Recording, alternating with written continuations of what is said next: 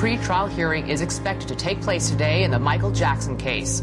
Prosecutors will try to convince the judge to allow 7 young men with alleged sexual ties to the pop star to testify in his upcoming child molestation trial. Maureen Orth is a special correspondent for Vanity Fair magazine who has been covering Jackson for more than a decade. Good morning, Maureen. Good morning. Why is it important what may or may not have happened in the past? Why is it important to bring it into the current case against Michael Jackson? Because what the prosecution wants to show that there's a real pattern of behavior here, a modus operandi, that there are striking similarities, for example, that between the 1993 case in which a young boy was paid off over $25 million when it's all added up, and this current case. Plus, there's a lot of special friends in between. So the prosecution wants to show that what this young boy is alleging is not an isolated case, that this is something that's been going on for decades. We, the public, have only really known about 2 cases against the King of Pop. You've been chasing this story for many years now. Were you surprised to hear that there may be a number of other cases out there? Not at all, because I remember an investigator told me, who investigated the first case, that they had gone back and they had found, quote, a special friend for Michael going back a decade even before 1993. So there have been dozens and dozens of, quote, special friends. Well, we're talking about 7 young men who may be called to testify in this current trial. What do you know about these 7 males and their alleged sexual ties to Michael Jackson? Well, most of these boys spent tremendously long amounts of time at Neverland, as did the two previous boys in the cases we know. Their parents were often paid off very, very lavishly. One boy's parents got a new Cadillac, I think, almost yearly. Another one that I know of got paid $2 million. He was the son of one of Jackson's maids, and she found him allegedly in a sleeping bag with Michael, and he had $300 in his pocket. So there's all kinds of details and from different boys going back through the years. According to reports, one of these boys that might be called to testify is the nephew of Michael Jackson. Might some of these boys actually get up on the stand and say, you know what, nothing inappropriate happened? Yeah, that's obviously something that the prosecutor has to be aware of, that they're not going to want to have anything that sounds anyway negative towards themselves or him being brought out in court. One would assume, though, that they could be questioned for many other things, including these gifts. I mean, one of the boys, I was told, his mother got a permanent residence visa to stay in this country. So there's other things that can be brought out that might counter what they're saying. And one of these boys is a child celebrity actor, is that right? What do you know about that case? Oh, well, Michael Jackson's always been very interested in child actors and people who are famous, and there were a number, more than one, people who were connected with famous names and child actors who spent a tremendous amount of time in Neverland. But what the prosecutor really wants to show is the way that they were treated, and what perhaps others were given liquor as well, as this boy is alleged to have been given, who's in the current case. Different things that will show that perhaps he wasn't just trying to entertain kids for their own amusement and having fun at Neverland, but for his own, more for his own dark side. I believe you broke the story about this Jesus juice. What was that all about, if you could remind us? Oh, sure. Michael Jackson's alleged to have given the current accuser, and he often was supposed to have given kids wine. White wine was Jesus juice and red wine was Jesus blood, and he would have it in Coke cans, and they would drink it out of Coke cans so the parents wouldn't find out. And in the final seconds, in your opinion, is what may or may not have happened in the past relevant to this current case to develop a pattern here? Oh, absolutely, and I think that's why it's crucial today what happens, because it's really the defense strategy is to destroy the credibility of this current accuser and his family, and if the prosecution can show that many of these things actually were part of a pattern, it certainly helps their case. We'll stay tuned to see what happens. Maureen Orth, who writes for Vanity Fair magazine. Thank you, Maureen. You're welcome.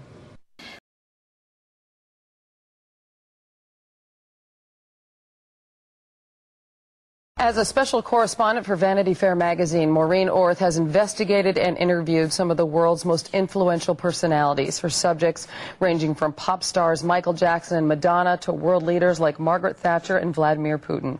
In her new book, The Importance of Being Famous, she takes us inside the world of those willing to sacrifice just about anything for fame.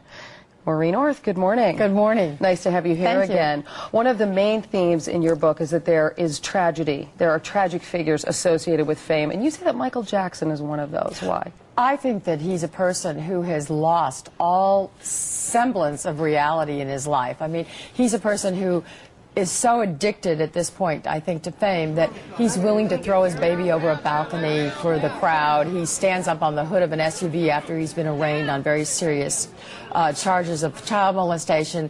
And he's a person who's grown up like a little god and thinking that the rules of the rest of us don't apply to him.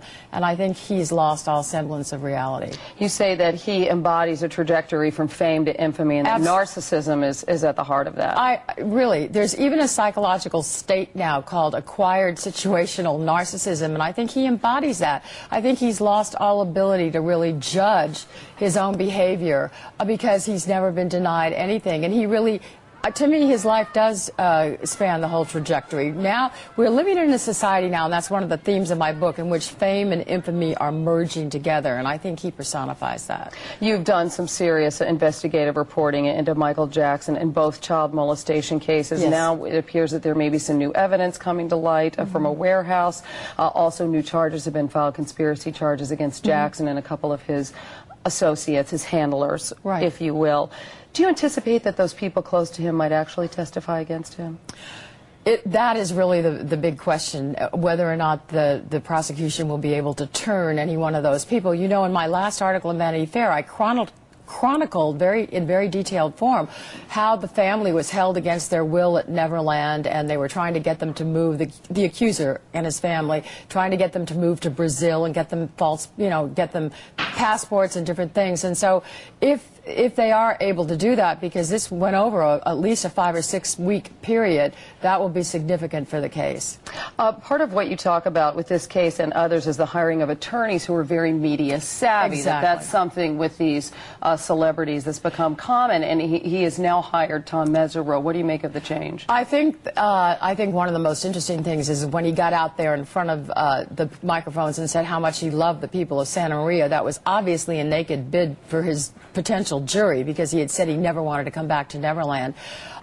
When you hire somebody like Mark Garagos, for example, you hire him because he goes in front of the media, and the media really, I think, gives way too much weight to the defense, always, because they're the ones that the celebrities are able to hire. They're always ready for the camera, and if you want to get somebody on the air, you go to the defense. I think Mesereau is trying to calm it all down, because he realizes that after that SUV incident, etc., it's gotten out of hand.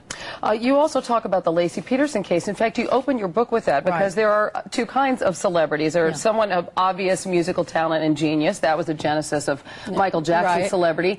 And then there is someone like, in the Peterson case, Laci Peterson, a citizen, a victim of a horrible crime. Exactly. And how did this phenomenon happen? Well, you know, somebody told me, one of the TV reporters told me, the reason that Scott and Laci appeared to get all this attention is because they didn't have any tattoos, because obviously people, unfortunately, spousal abuse and murder happens every day in this country. Why were these people singled out? They were very photogenic. They were supposedly living the good life in California. But they, to me, project the whole idea of my book, which is you don't have to be famous anymore to be famous.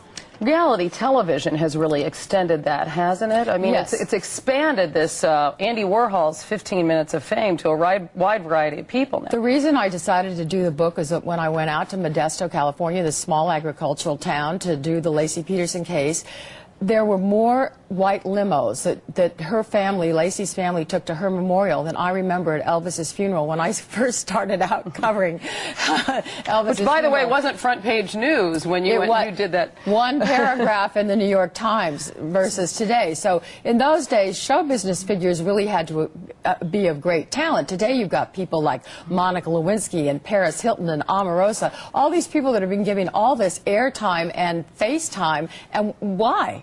What is that a function of, though? Because I was recently at the Kentucky Derby and saw the cameras there constantly with Nick Lachey and Jessica Simpson and Anna Nicole Smith, I mean, chronicling their every word. Do the celebrities seek this out, or does the public demand this? Do they have an insatiable need to know about celebrities? I think it's both, because what I say, the subtitle of my book is Behind the Scenes of the Celebrity Industrial Complex. What I really do think we have constructed now in this country is a celebrity industrial complex, which means you've got 24/7 cable, you've got a wired world on the internet, you have so much more time you have to fill. It's so much easier to do it with celebrity than it is to have to investigate news. If you're going to do Michael Jackson, well, why not talk about pedophilia and really let people understand it? If you're going to talk about Lacey Peterson all the time, why not talk about spousal murder and abuse, etc.? Just broaden, you know, the spectrum. But that isn't done. So much is just done just to show the people. And so much now is you're on the red carpet. It's all the process. It's not what your work is. Interesting phenomenon. Thank you so much, Maureen Orth, for your insights there. Thank you.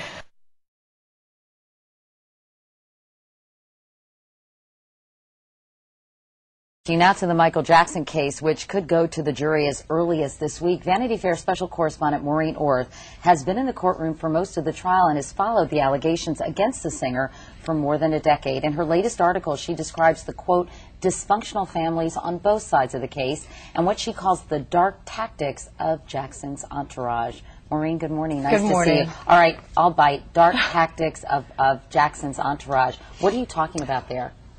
Well, Michael Jackson does not want to take any sort of responsibility whatsoever for where he finds himself today. He did not want the trial to begin in the first place. And after it began, he wanted to figure out a way to have it stopped. And I spoke extensively to a private investigator who went to visit him at Neverland to figure out schemes so that the trial would not have to go forward. He had a defense attorney who was improperly contacting people who were witnesses or potential witnesses, telling them that the first accuser he could name is Price, it's my understanding, if he would not testify. They started a welfare investigation against the mother they gave to the LADA. They put a petition in for malicious prosecution against the prosecutor, Tom Sneddon, just all kinds of things to try to derail the trial. And he believes that there is a conspiracy against him. It is a wide-ranging conspiracy, according to your article, Maureen, involving Tommy Mottola, everybody at Sony, the prosecutor. What is his thinking? It's pretty convoluted, by the way. I know. But what does he believe this conspiracy consists of? He thinks that he is where he is today, not because he likes to sleep with little boys, but because everybody wants his most valuable asset, the music catalog that he owns with all the Beatles songs and scores of other artists, that is now used to collateralize loans that he has of over $200 million.